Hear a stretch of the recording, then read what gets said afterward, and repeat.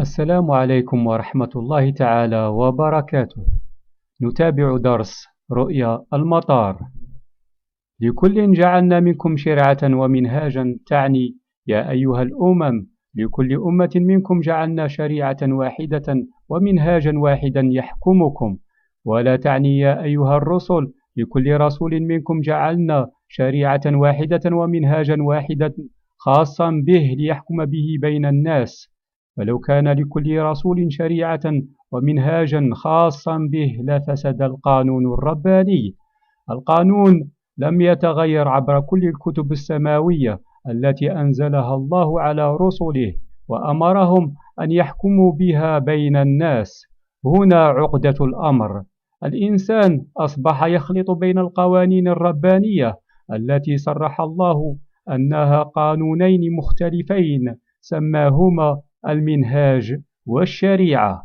سنضرب لكم مثالا يبسط عليكم مفهوم المنهاج ومفهوم الشريعة. المنهاج: صانع السيارات وضع قانون الصنع الذي على أساسه صنعت السيارة.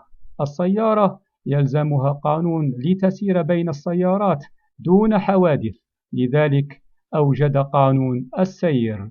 قانون الصنع يتضمن الفيزياء والكيمياء، فإذا كانت السيارة تمشي بالبنزين فهل نضع في خزانها الماء؟ هذا هو المنهاج. المنهاج هو كتاب الإرشادات لتبقى السيارة في أحسن حالاتها، وإذا تعطلت أرشدنا لكيفية الإصلاح.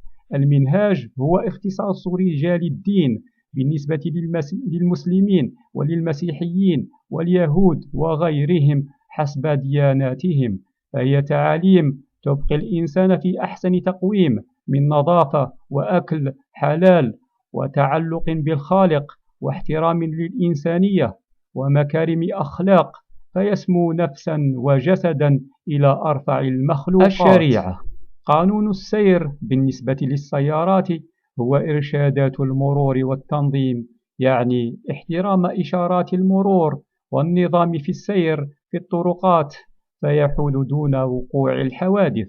فهي مهمة الشرطي ومعه دفتر المخالفات والعقوبات. بالنسبة للناس، الشريعة تحفظ النظام في التعاملات بين البشر وتقع حائلا بين وقوع المنازعات والتعدي والبغي والسرقة وغيرها من مظالم للإنسان على أخاه. الحاكم يفرض النظام على الرعية بمختلف أطيافها تحت سقف واحد بقانون ردعي، ومن يخالف شريعته يتعرض للعقاب، وتكون شريعته هي شريعة الملك الأعلى. تم بحمد الله. لذلك عمدنا لإنشاء قناتين تتضمنان بنود المنهاج وبنود الشريعة. دمتم في رعاية الله وحفظه، والسلام عليكم ورحمة الله تعالى وبركاته.